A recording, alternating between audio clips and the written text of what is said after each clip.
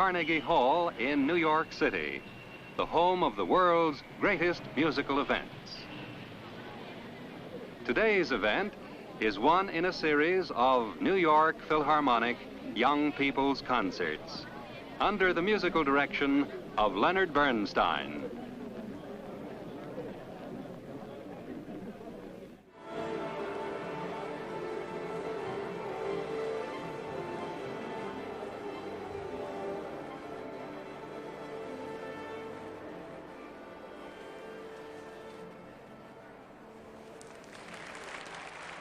And here is Mr. Bernstein.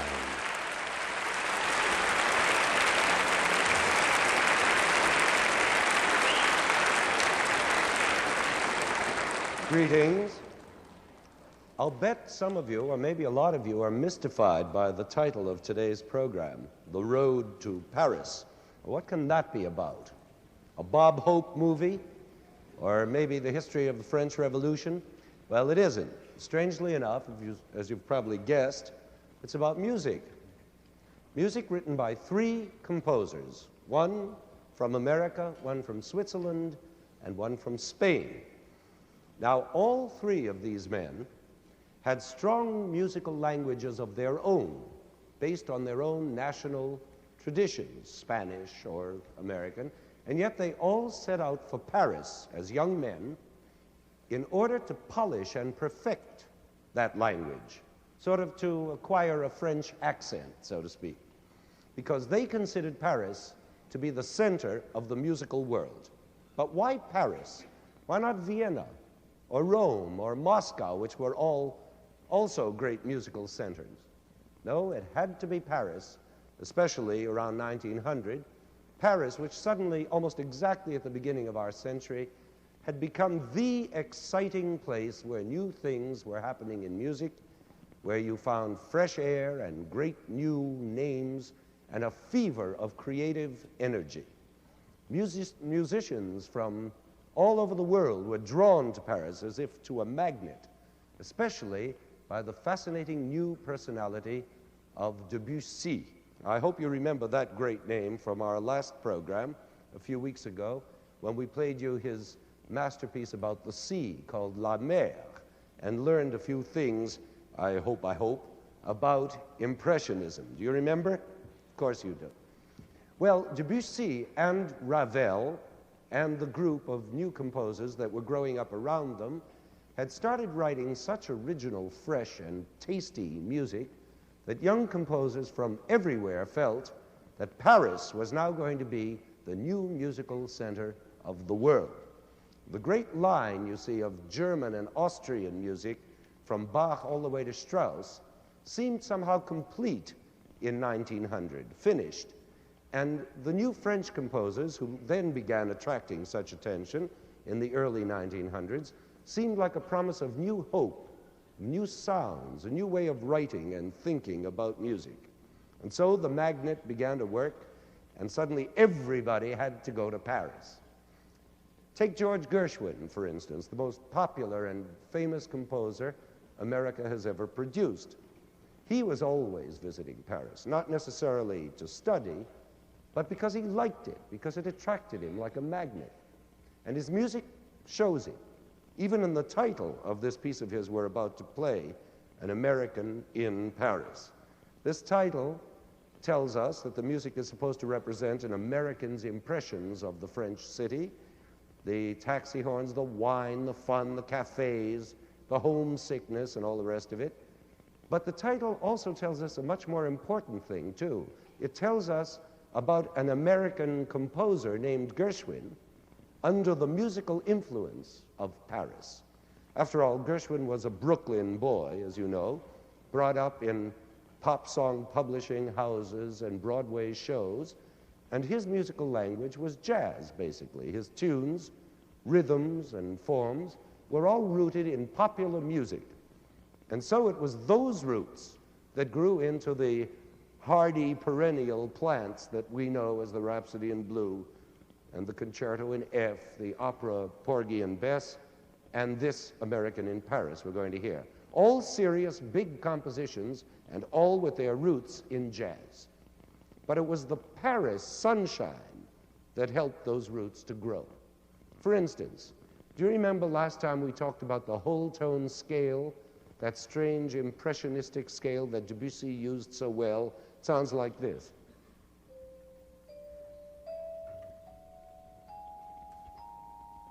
You remember that vague, unfinished sounding scale? Well, here it is in the middle of a piece full of blues and charlestons and swinging tunes, but it's here.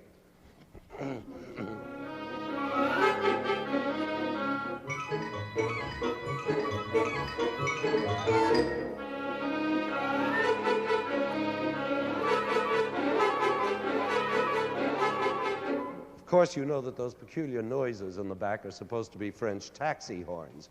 But they're not just noises. They're notes of the whole tone scale, imagine. The only difference is that Debussy used those notes to paint dreamy sailboats and waves and mists, while Gershwin uses them for taxi cab horns. Or, again, do you remember that wonderful hard word bitonality that we also found in Debussy's music last time? If you do, then you know that it means composing in two different keys at the same time. You remember? Well, bitonality also turns up in Gershwin. For instance, he takes one of those swinging tunes of his that goes like this.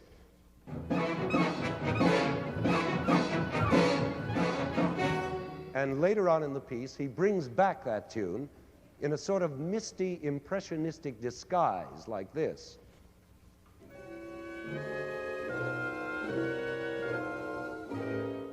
Now that's genuine imported French impressionism. But how does he get that French sound? Well, first of all, he gets it by using our friend bitonality. You see, each of those chords you just heard is really two different chords at once in different keys. The higher instruments are playing one set of chords in one key,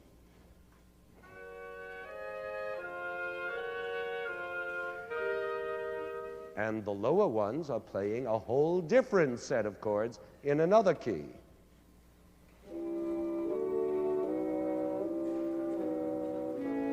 And together they make the bitonal sound like this.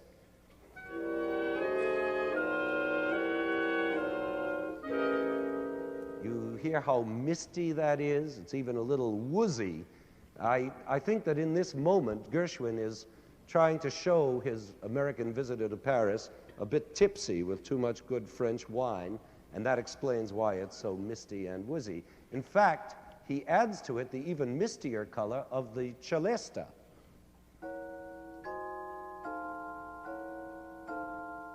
And then the plucked strings.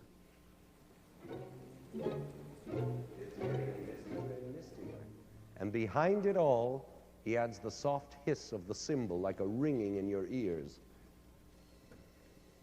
And then he puts all those sounds together to make this lovely, unreal, tipsy, woozy, impressionistic sound that he learned on the road to Paris.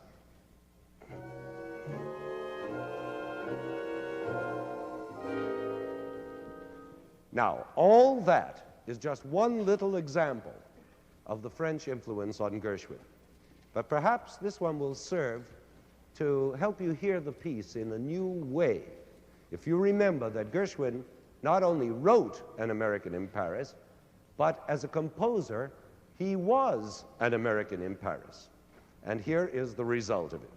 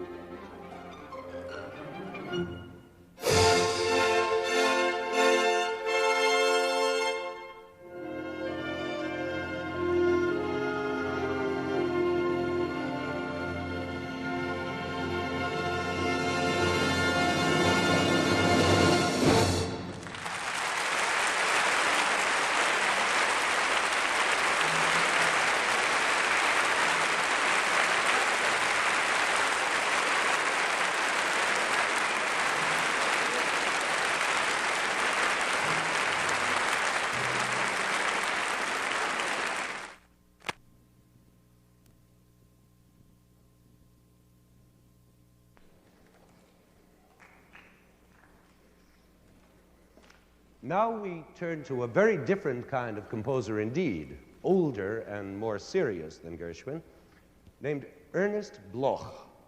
Now, his was a mixed-up sort of background. He came originally from Switzerland, where he studied. Then he went and studied in Belgium and Germany, and he finally wound up living in America. So you might say he had many different kinds of national roots. But just to make it even more complicated, his strongest roots of all were not so much national as racial, and those were his Hebrew roots. Bloch felt his Jewishness very strongly, so strongly, in fact, that many people believe that his only truly great works are those that grew out of those Hebrew roots. Works like his Symphony Israel and his Sacred Friday Night Service, his 3 Jewish poems for orchestra, and greatest of all, his Rhapsody for cello and orchestra, Shlomo, which we are going to hear next.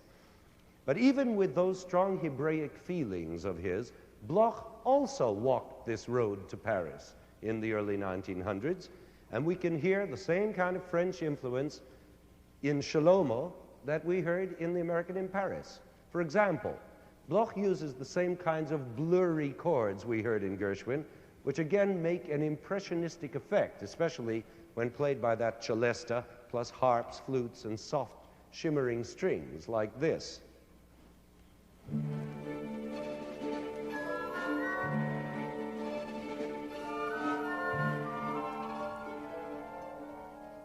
You see, even the orchestration is again impressionistic and French. Now listen to how those same misty sounds combine with the oriental flavor of this Hebrew melody.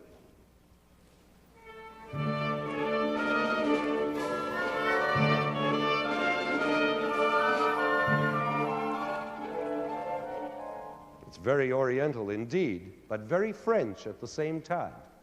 We can even find our well-known friend bitonality over and over again in this piece of Bloch, as in this spot where the basses are playing an oriental phrase in one key,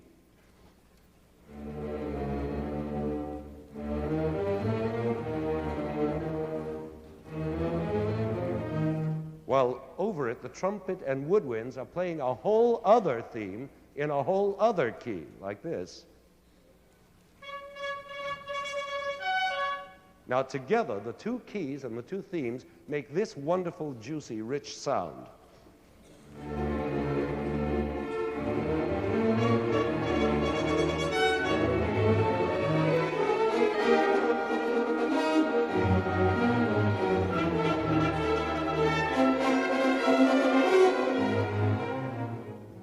You see how splendid that sounds? How splendid bitonality can sound. And splendid is the right sound for Shlomo, since the whole piece is built about the idea of the great biblical court of King Solomon. Shlomo is the original Hebrew word for Solomon, and splendor is certainly one thing we always think of in connection with King Solomon. And this splendor is made even more splendid by the kind of orchestration Bloch uses. Orchestration that reminds us very much of Ravel. Do you remember the glamorous sound of Ravel's Daphnis and Chloe that we heard on our last program? Well, here is something like that dazzling sound again. A French sound, remember, which comes at one of the big climaxes of the piece where it's like an explosion that gives off sparks and rays and lightning flashes by using trills, slides, and swooping scales like this.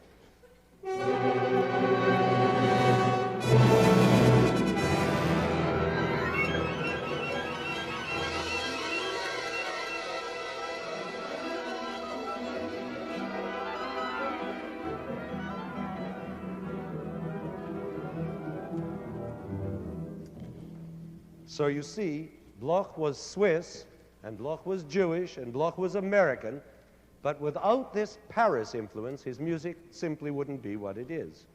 So we shall now listen to Shlomo, and we are very proud to have one of the world's very greatest cellists to play this marvelous work with us, Miss Zara Nelsova.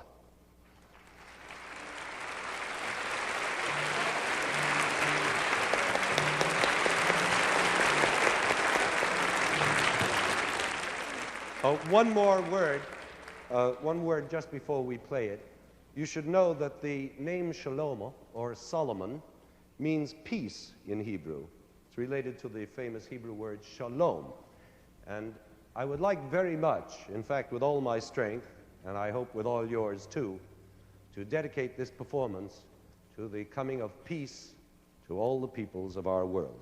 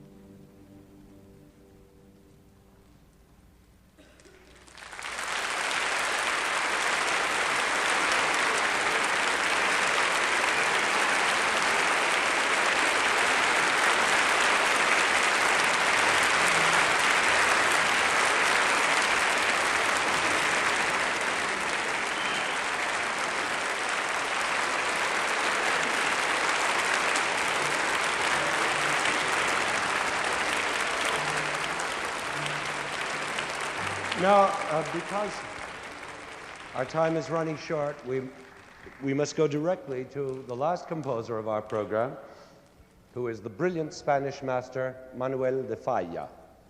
And his roots are so Spanish, you can see them above ground like the roots of a great oak. Now, this Spanish gypsy kind of music is, as you know, sharp and clean and rhythmic, so that you'd never expect it to get mixed up with those misty perfumes of French Impressionism, but it does, it also does. Even in these typically Spanish dances from Falla's ballet, The Three-Cornered Hat, we can still find those rich, blurry harmonies that remind us of Debussy, like this.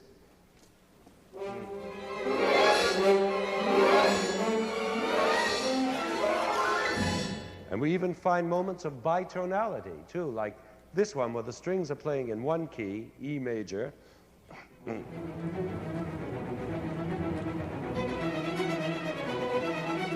while against them the horns and trumpets are playing a theme in a whole other key, F major.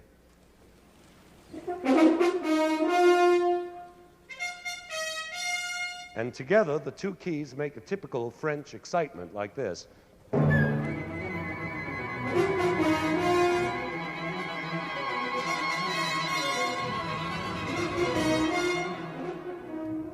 You see what I mean? And as for the orchestration, it's all one big tribute to Ravel and Debussy, with harps and celesta and trills and scales and runs and glamorous percussion, as you will hear in a moment.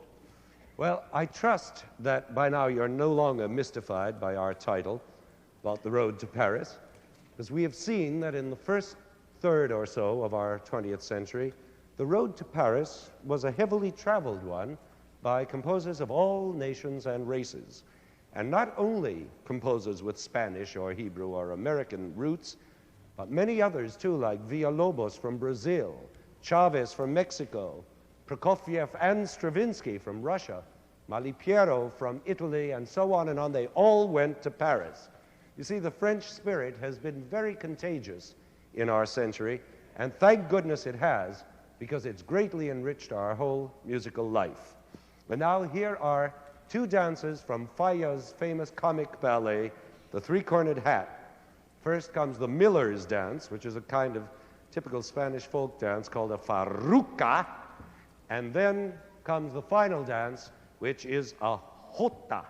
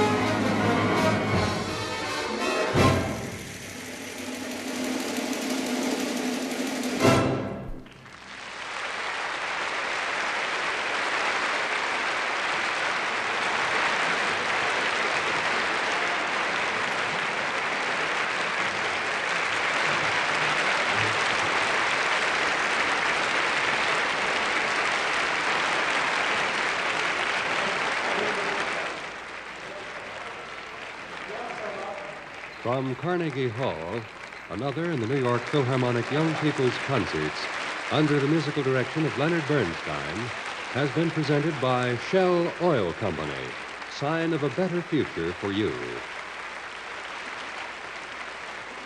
The preceding program was pre-recorded at Carnegie Hall, New York City, and was produced and directed by Roger Englander.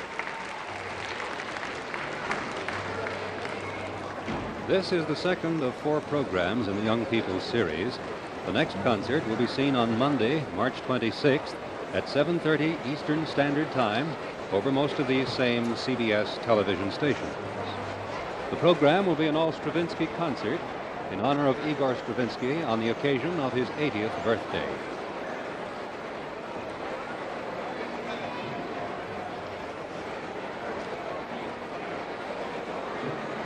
On February 6th, there will be a special program with Leonard Bernstein and the New York Philharmonic on their trip to Japan.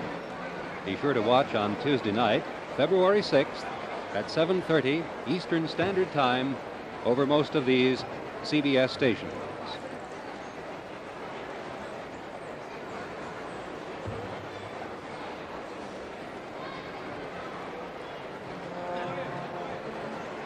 Every Sunday, watch Shell's Wonderful World of Golf with Gene Sarazen to point up the thinking side of every game. See your local paper for program time.